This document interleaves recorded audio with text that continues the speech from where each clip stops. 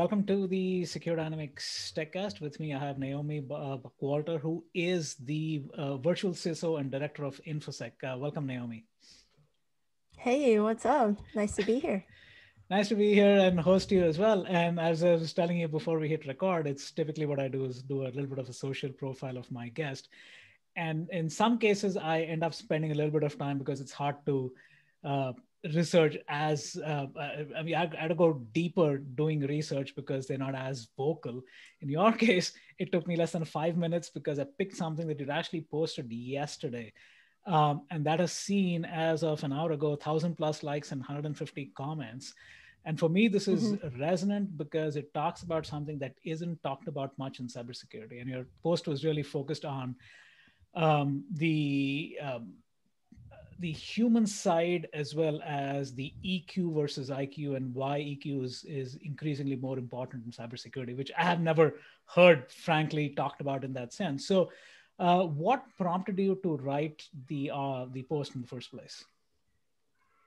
So I that's a good question. I don't spend too much time thinking about what I post, but in this case, this had been eating at me for a while. Hmm. So I do help a lot of people trying to get into cybersecurity, and the one kind of pattern that I see, honestly, Ashwin, Hmm. is that the soft skills and the emotional intelligence really isn't there. So and this is between any people that I talk to, which is again all over the world. I've talked to people from different countries, different ages, career changers, transitioning from the military, and not everyone has the ability to tell a story, to talk about themselves. They want to stick very to the very technical topics.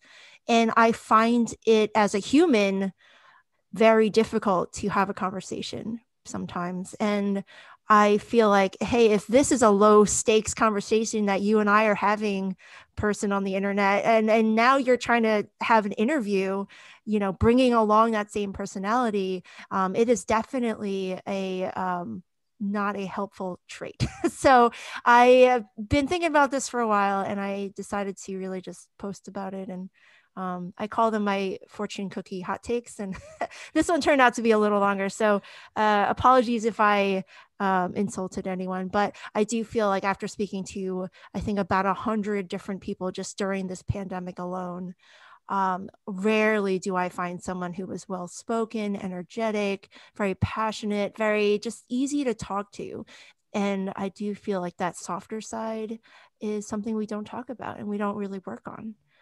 So So that was that. it's interesting you mentioned that because I'm looking at the number of people responding, I was reading through some of the comments, right? And they were literally, it almost looked like you ignited something that was latent inside them. So all it took was a spark, and people were just kind of jumping on it, mostly to say, I agree with you. This is something that I've been helping with, or I've had experiences with people who didn't have this. So were you surprised at the outpouring of people in the cybersecurity sector responding to this? It does surprise me that, well, first of all, it doesn't surprise me that everyone agrees because it sounds like a really nice talking point and a nice soundbite that EQ, emotional intelligence, is more important than intelligence by itself. But it did surprise me that so many people agreed without chiming in with their own experience or things that they've used in their life to increase their emotional intelligence. Some people wrote in their favorite books and how they volunteer, and I really like that stuff. But a majority of them just repeated and like, yeah, I agree. So I love when people disagree. So Yeah. what we don't hear a lot of enough is like a voice just saying, hey, I call BS on this particular post. And sometimes I totally love it when someone's Yeah. like, oh no, I'm not going to take this face value. I want to like challenge it a little bit, and I do appreciate that. And in fact, I am disappointed when I do post something even slightly controversial, and then nobody replies with like, I'm going to call you out on that data point. Like some people do, but most people don't, and that scares me a little bit. As a cybersecurity professional, I want to see more conflicts and more pushing back on the echo chamber. There's plenty of voices within the echo chamber, and I realize that. So for you guys listening, if you hear this, feel free to post on my wall or my threads that you don't believe me, because I'm happy to back things up. I rarely just make things up out of the blue for sure. Yes. If it is, I'm telling a story though. No, it's very interesting you mentioned that, because lots of people want that echo chamber, right? Yeah. And they hate, or there's almost like this self-doubt that creeps in when somebody actually calls you out. But I agree with you 100%. I think we need to have more open and honest dialogue, and people with different points of view. So that's an interesting call out. And again, on that, just sorry, like Yeah. in terms of vulnerability, if you know this as a human, but the more vulnerable you are, the easier it is to build trust. So if you have a community of cybersecurity professionals and we're constantly just on that top layer of, like echo chamber, and we agree with everything you say and everything is a beautiful, beautiful world. But if you go down the next level down and just start to question things and ask why, and be a little vulnerable and saying, I don't know, or I don't agree, that is when we start building trust within the community. And that is what's sorely needed. We don't say our mind nearly enough. For example, we don't say why we're having difficulties in our industry in getting new people in, why women are treated differently within cybersecurity, why people are having burnout. Like there is just very big topics, elephants in the room that nobody wants to talk about. And that is hurting us. No, it's so true, because I still remember when you talked about burnout. This was a podcast I did almost 2 years ago, and there was this person who was talking about burnout and how he came out of it, and he wanted to help others. And like we were talking about, I've done about 200 of these. That was probably the second or third time somebody actually talked about that topic, right? And it is such an important one. You're absolutely right. And you actually jumped the gun, because my next question was going to be about vulnerability. And you actually mentioned that in the post. And you said this, right? And I'm quoting you over here. The good news is that emotional intelligence can be learned. I certainly had very little of it early in my career, and it's something I still strive to improve every day. Not something you hear very often on a LinkedIn post, right? Definitely not something that you hear from a tech person in cybersecurity talking about, I don't have all the answers. I'm still struggling, and I've come a long way from where I was. What gives you the courage to come out and be who you are? Well, that's a real, I never thought of it otherwise, like in another way. I never thought that I need to put up a front. I am very vulnerable on LinkedIn. I just post things that have happened to me, and, stories in my past. And I believe, this is true to my core, that I am here on this earth to help people. In fact, I think everybody on this earth, the reason why we are alive is to help each other. And it's not to make money.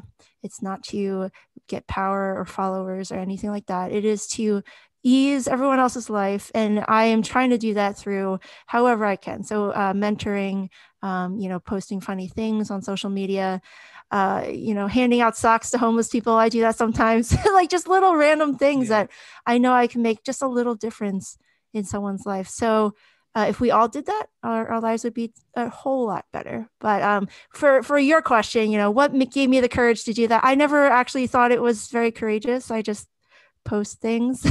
Don't think about the consequences sometimes.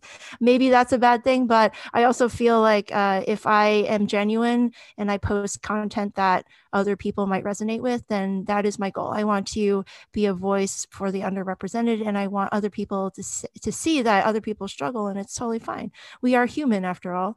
And, people before things, people first, humanity first is my goal. Yeah. Wow. And again, you jumped the gun, because I was going to bring humor. It was my last question to you. and I'm actually going to quote you again, right? This is, you posted something on Data Privacy Day, wrong answers only. I was one of the people who responded to that. But the other piece was your security theater, the Midsummer's Night's Security Questionnaire, the Phantom of the Compliance Checklist. And it's, again, something I have never, ever experienced being in cybersecurity for such a long time. But it's so resonant, right? I was even thinking about, hey, if people can remember things tied to a Shakespeare play or tied to something else, and they love a book or something like that, it might actually become muscle memory. So did you kind of learn this from somebody else, or was it a self-grown thing? Hey, I'm going to no, that's a term that's widely used in the industry. I think there's somebody who coined it. I forget his name now, but he came up with it. Pretty famous quote. And he was like, let's try to get away from security theater, which is just the it looks like security is happening, but really nothing's happening. It's like, so I was trying to make fun of it. Again, I don't really think too much about the consequences, but I don't remember what if people thought about that one. Sorry. No, but again, you mentioned humor, right? So I'm again trying to your posts always have a touch of humor to it, right? And again, it is not something that you typically associate with somebody with a CISO title. Interesting. But at the same time, it is something that actually not only makes you stand out, but actually the person, it becomes part of an enduring thing that sticks with them, especially with too much information people are getting pummeled with, right? So is there, I mean, are you seeing more people kind of grab this as a potential way, especially now that everybody is digital and the kids are at home and security is, prime and center, right? Oh yeah. So here's where I'm at, Ashwin. I don't know, but I think security professionals take themselves too seriously. So I've had people come up to me and say, not come up to me, but on LinkedIn, we are very serious and, people's lives are at stake. And if we do one thing wrong, people are going to die. Well, you know what? Sorry to tell you, but there's some people's jobs in cybersecurity that aren't life or death. Like that is a completely different realm. I do not work in those, medical device fields or anything like that. So I am just in I think a lot of us are in this like technology space where we do have to protect information and data and privacy and stuff. So that is to me less critical than medical devices or cars or something. So I'm speaking to the majority of people that I work with, but there are certainly people who do need to make sure their systems don't get ransomware, because some poor lady in Germany died just this past year because they couldn't get the surgery. But the thing is, like, so the ransomware actually hit the hospital, but it was targeted for the university that the hospital was associated with. So it was just like a mess. That poor lady didn't have to die. And so, like, I get it. There are life or death, but in general, cybersecurity is not life or death. We are not smarter than surgeons. Someone actually made that correlation the other month or something. And he's like, well, we need to be the smartest and we need to, be on top of our game and stuff like that, or people are going to die. I'm just like, all right, do you really think that? Because we've had breaches pretty much every single day. And so are you saying people are dying from those? No, probably not. Their lives are getting ruined. Yeah. Absolutely. And maybe some of the fallout from that would be depression, suicide, anxiety. Like those are very serious too. And if we look at those secondary or tertiary correlations, and that makes a lot of sense. But in terms of just true life or death, yeah, not really. And I don't like it when we take ourselves too seriously. So the humor really shows an aspect that cybersecurity professionals don't normally show, which is our human side. And this just brings you back to what you were saying, Ashwin, right? So like, why don't more people do this? I agree with you. We do not do more of this. We are robots online and we share technical CVEs and just like technical white papers and things that are just so boring. And people don't realize that cybersecurity is really about winning hearts and minds for security around the world. So if you think about security as a core function within the organization that you work with, security is everyone's responsibility. And it's not just on the onus of the security team to do security for everyone else. Like you don't ask your car manufacturer to buckle your seatbelt in for you every day. That's your responsibility. You buckle yourself in. You don't ask your dentist to brush your teeth for you. That's your responsibility. It's the same thing for security. Security is everyone's responsibility. The security team is to win hearts and minds for security. And so therefore security is always on the top of mind for everyone else. So they're constantly thinking through the risks and the threats and trying to lessen the impact of a vulnerability. So that is the role of security. And I don't like it when security professionals go out and just say, oh no, we are the watcher on the wall. We are like the stand in between the fire and like, we are the heroes of this story. But like, that is not, that we're going to burn out. Like that is not good. You don't want to be the only hero in the story. You need to build an army of security advocates. And if you don't have emotional intelligence and empathy and just a people person, you won't be able to build security advocacy within your organization or within your group or anything like that. So it is critical that we have emotional intelligence and the ability to influence and persuade and to frankly make friends. There's so many of us that are just weird. I knew this was going to be a great conversation, and then you hit it on every count. So again, Naomi, thanks for whatever you do, and glad our paths crossed, and good luck. Thanks. And thanks for listening. I have plenty to say. Thank you.